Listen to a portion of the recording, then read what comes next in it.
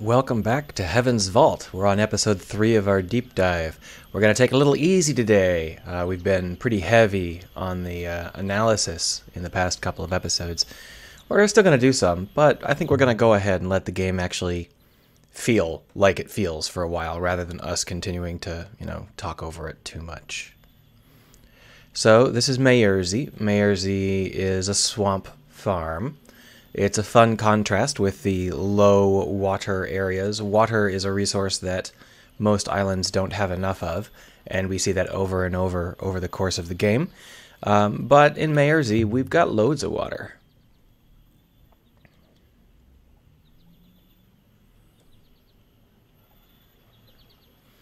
The thing is that we're chasing a roboticist, and he left the only place in the universe where there are robots, and came to a pig farm. So we're a little confused. Let's go ahead and walk around a little bit. One of the things I like is the way that it's so much easier to talk in this game than in other RPGs and stuff. The low challenge. You don't have to look at anything. You don't have to focus on anyone. You don't have to pick a response. You can just go with either one, and they're gonna lead you more or less the same place. I honestly think that is a better way to code things up. We've gotten used to offering choices. So what we do normally is we give people, well, what do you want to say? Do you want to say that so-and-so is so-and-so is right or so-and-so is wrong? Do you want to get mad or do you want to get happy? Do you want to invite them on your adventure or not? Those options are a way to engage the player, right? But there are lots of other ways to engage the player. For example, you can have dialogue that is like this, where you just have to hit a little button to engage. Or you can have a lot of other things like close-ups and stuff like that. There's a load of different ways to keep the dialogue interesting to the player using non-dialogue elements. And I think that we can replace a lot of the concept of player choice with that. Player choice is an extremely expensive thing to put into video games, and it makes a lot of sense for us to try and minimize it if we can. Not because we don't want the players to have a choice, but because in many cases we are the people that know best in terms of when we're the game dev, we're the one writing the story. We know what routes are going to be the most interesting and what routes are going to have the most meat to them. So it makes sense for us to be the ones, guiding the player down the most interesting paths, rather than trying to give them every possible choice and just kind of not getting it, We want the player to have immersion, so give him 800 choices. It's like, no, really, there's only one or two good possibilities in terms of storytelling. We should find other ways to get the players invested. Oh wow, I just gave up. I haven't ever seen that happen before.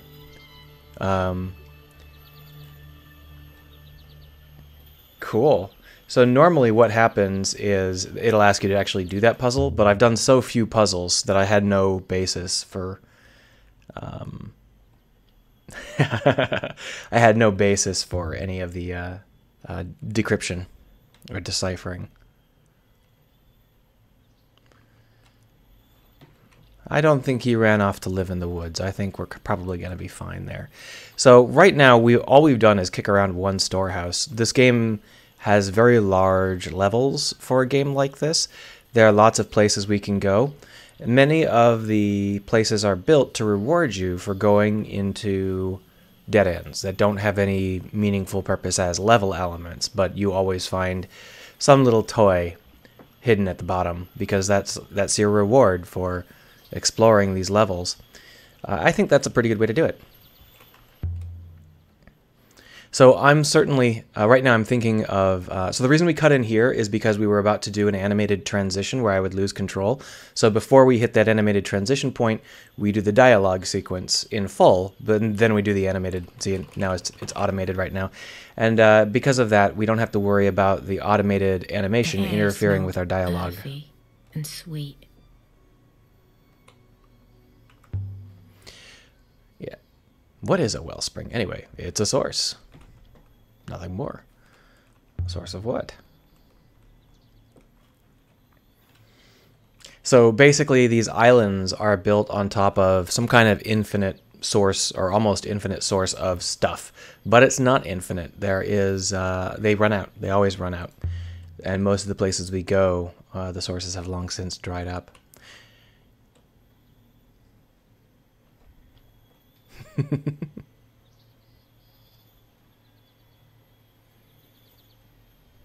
So that statue over there is one of the core statues of this game. We're going to see it over and over and over in different forms. It's a goddess that is worshipped in a lot of complicated ways, which I think is fun. The role of religion in these sorts of games is usually pretty big because these sorts of games are high on spirituality. This is not one of those slightly colder sci-fi games where it's mostly about technologies and stuff. This is one of those things where it's expected that mysteries and magic play a pretty big role, and gods and spirits have a pretty big role in that. Let's see whether we can pull a Sideshow Bob. No, we can't. That's okay. So when I see this sort of game, what I'm thinking, when I see this game, it's the only one of its type, what I always think is, wouldn't this be a good way to do something like... Oh, let's go ahead and talk to a villager.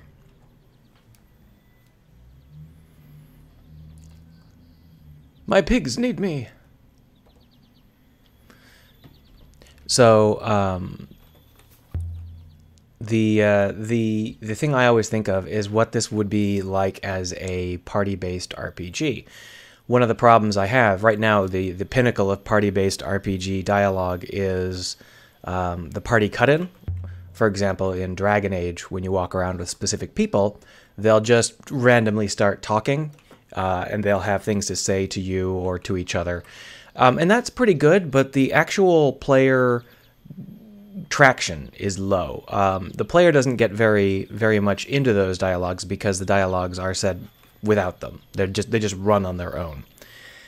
But you also have the option of talking to those characters by targeting them and clicking a button. And once again, that's kind of clunky. So I really like this idea that when we're wandering around, we might see a pop-up in the corner of our screen that says, press Q to talk to Tali, or press R because, someone wants to say something to you in your party. And I think that would be pretty easy to implement. You could even have it so that the characters, kind of walk up to you and kind of hover over your shoulder. And then you could just have literally a shoulder button that would allow you to turn to them and talk. And in that way, you reduce the amount of effort it takes for the player to have a conversation, but you increase, or at least keep the same, the amount of investment the player has in that conversation, because they're still triggering it. They're still choosing to start the conversation. And of course, you can also weight that heuristic with things like, did the player stop?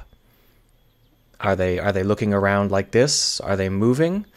Depending on how the player is acting, you can tell whether or not they are potentially interested in hearing a little side blurb.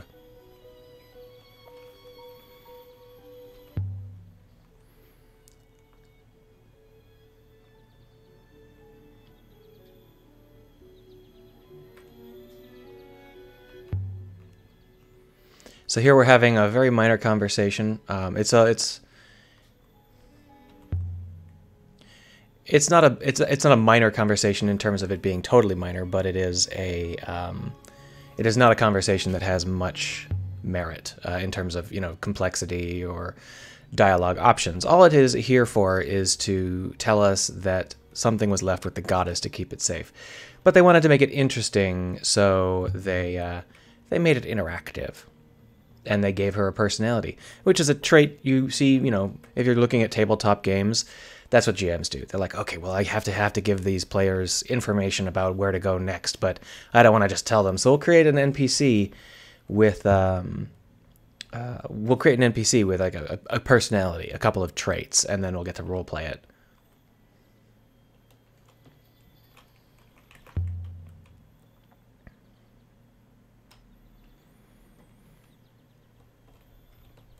Woohoo! So let's go ahead and get out of here. I don't believe there is anything secret in there for me to find, but there are some secrets for me to find over here. Yeah, let's pretend that he was cheating with a pig farmer. I think that that's obviously what was going on there. Once again, the animation is about to play, the transition animation, so I got to finish the conversation first. Yes, yeah, I think that there is roughly 800 million more things to learn here. One of the interesting things about this game is that the robot continually is like, do you want to leave? You want to leave, right? You want to leave? It's like, no, we've barely even started, robot.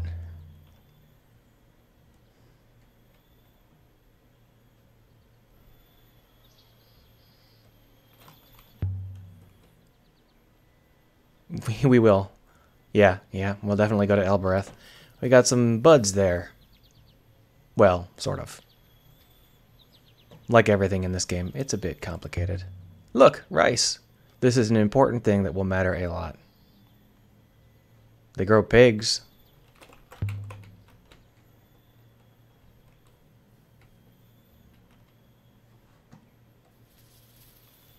So we're learning little details, the little black pop-up boxes in the corner occasionally let us know when we need to think about something, or when a summary affects us and we have a piece of information now. The fact that it's not after every conversation is a good call. We only get a summary when it's important that both we and the player character are both aware of something specific. So this is the statue of the goddess, and apparently Janiqui left us something here. So let's take a look.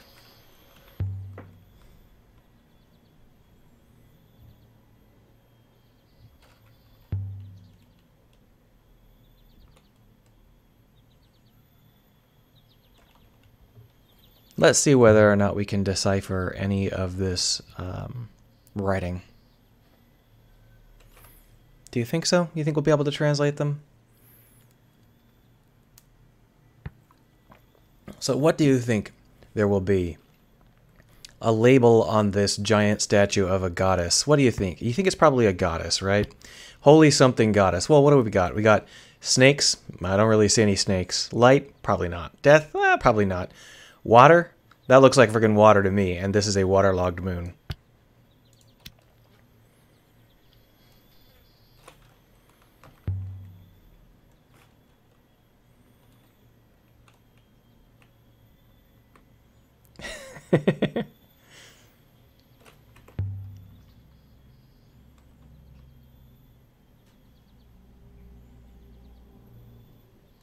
I don't believe the camera's supposed to be this close. I think the camera's stuck on the water goddess. Yeah, it's we're not supposed to have quite that much of a close-up.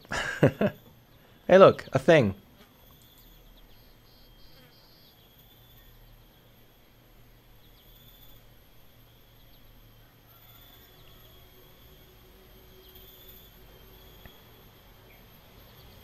So we have found something that Janiqui left for the lady who sent us here. He did not leave this just in general or for us. He left it for Miari, who is that lady back in the arcology. So one of the things I like about the writing in this particular part is that we landed on basically a hick town. In most games, there would be nothing here except for, just a few things to learn and maybe some treasures to find or whatever, right? But in this game, they're very careful to make it clear that we have a certain love for this kind of setting because it has a lot of water, it has fresh air, there's lots of plants and trees and stuff. And so as we move through the game, we never really forget Mejrzi. We can come back from time to time. There are some more small things to do here. And I think that that's a really good setup. Even though it's just a hick town, they make it part of our story and part of our hearts by making sure that we understand that the characters in the game appreciate this stupid little hick town. It serves as a wonderful contrast with our actual home, which is a desert where there is no food or money.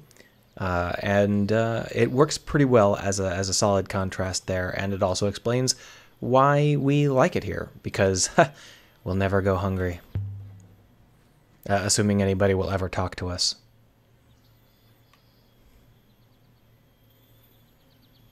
So a lot of the times when we write things like, Little Hick Villages for RPGs, we think about how to make them interesting by making them interesting.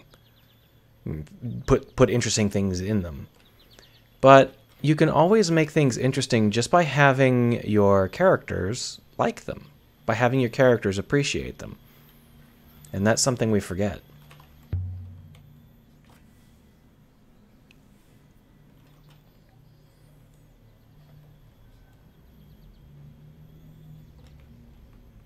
And we're learning that Iox, our home away from home, is not really a nice set of people. They are bossy, and they tend to knock gods down and oppress people. Street on Mayerzy.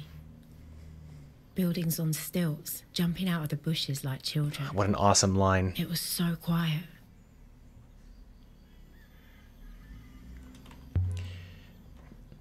It's really unfair. This writing is too good. And it feels weird to say that now that I know that the devs actually watched this. But they, or at least they watched the first one. But they're really way too good at writing. Depressingly good.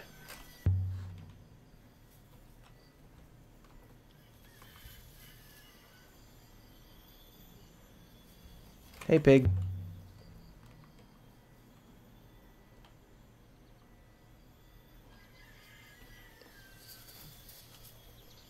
Oh, a little dark of you, robot. No, remember earlier I said that you have to stop walking in order to click on things, and that was the case there.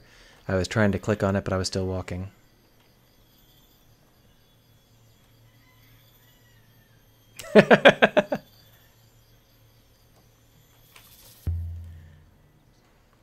Oh, we're talking to him. Yeah, that would probably be true, actually.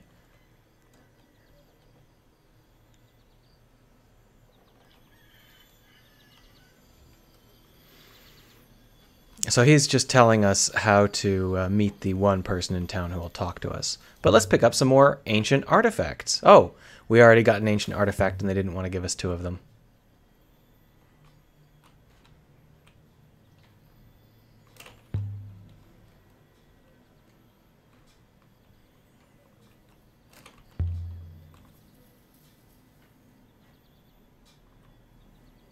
The ancient artifacts we find are largely randomly generated. There are some staples, but this is a game where there is a lot of flexibility in terms of what you find when. It's not random. It's kind of heuristically driven. Sitting around here in the evenings, sipping rucker and singing. It seemed nice. I have got to find this lady's name. She is an excellent, excellent voice actress. I'm sure that she's listed. I just never looked it up.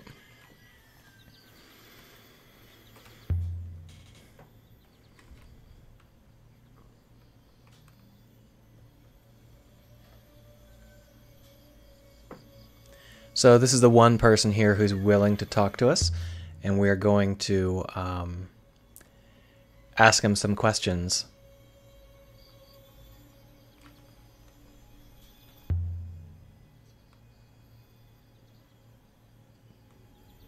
After we flatter him a little bit.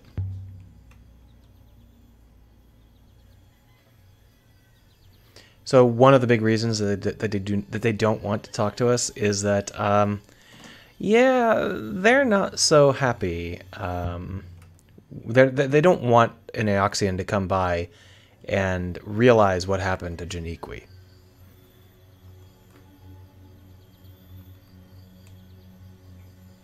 Wow. That was actually a first. Okay, so they are letting us continue.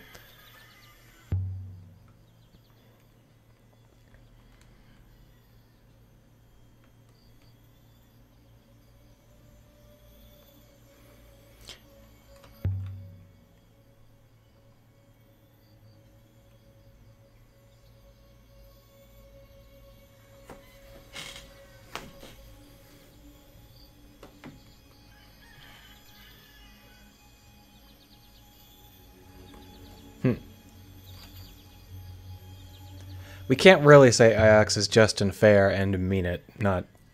I mean, I guess we could if we were really naive.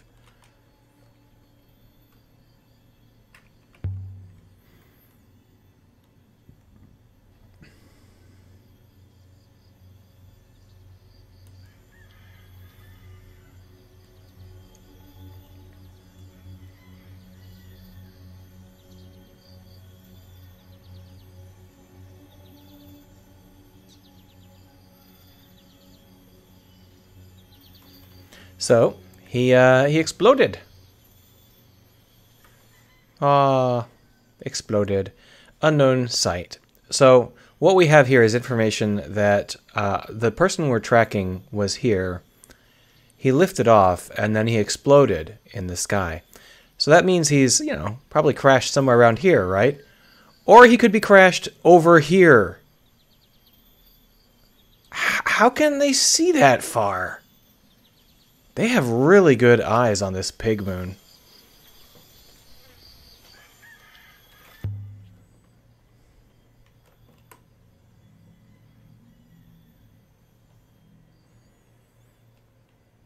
Oh, there's water again. And God? Something like that. It's actually a different inscription than the first time through. I think that they changed the inscription based on how many words you know, because the first time I played through it was 1 word, 2 words longer, much longer. So here's your water, and here's your holy. The other time it said like holy water from beneath the earth or something like that. It's interesting that they gate this.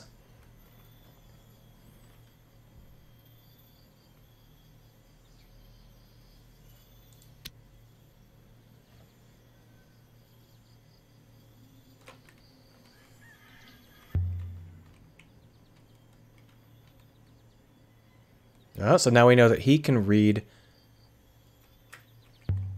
He can read the ancient text as well, as if it's a child. I mean, you know, as if children could read it, which is interesting to know. We'll have to keep that in mind if we find anything we need someone to read. We now have 2 people that can read ancient Ioxian or whatever the heck that language is. We got the nerd back on Iox, and we got this old guy here. Now, tell the truth, we are done with this moon, but we might be able to find one more little toy if we search around a little bit.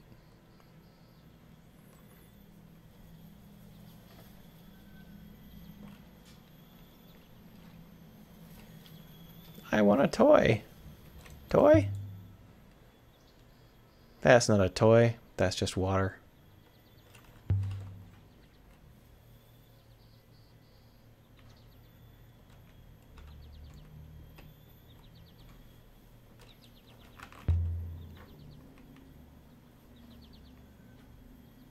So here we're learning a little bit more about the nature of Iox, which is the city that sent us out here in the first place.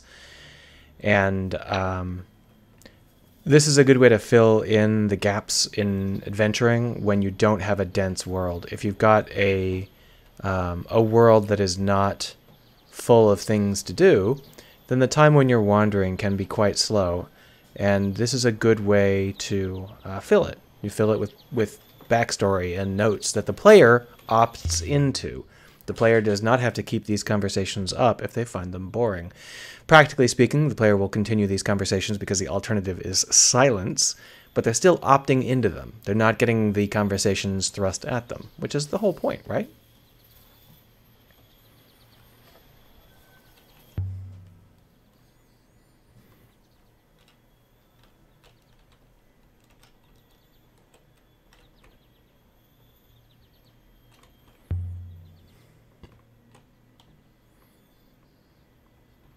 We're just going over all of the various options as to what we might be doing, and in the process, we're reminding ourselves of people that exist and things to do.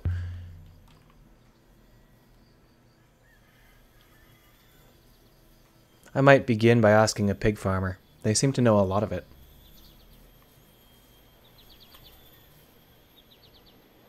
Oh, this is actually a loop. I didn't realize that.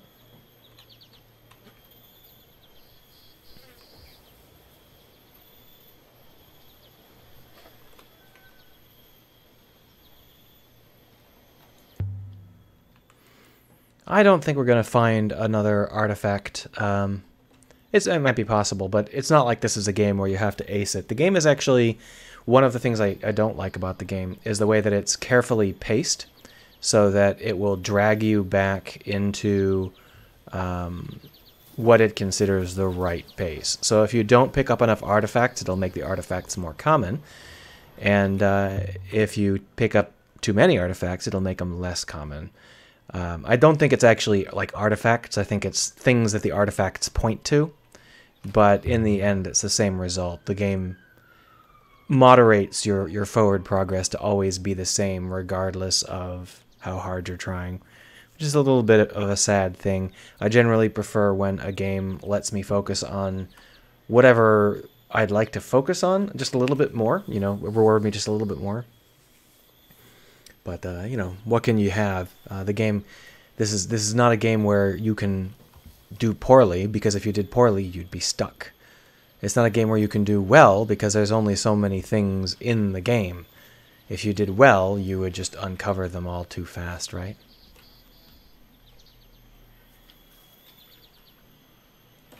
The Nightingale is the ship we flew here on. We're about to leave this moon and go flying on it again. This has been an episode. I tried to make it a little bit more lightweight than some of the other episodes. We still talked quite a bit about what I consider to be up-and-coming best practices, but I think that is probably going to do us for today. Next time, what we'll do is we will go on an adventure to try and find various other things that need to be found. Have a good one.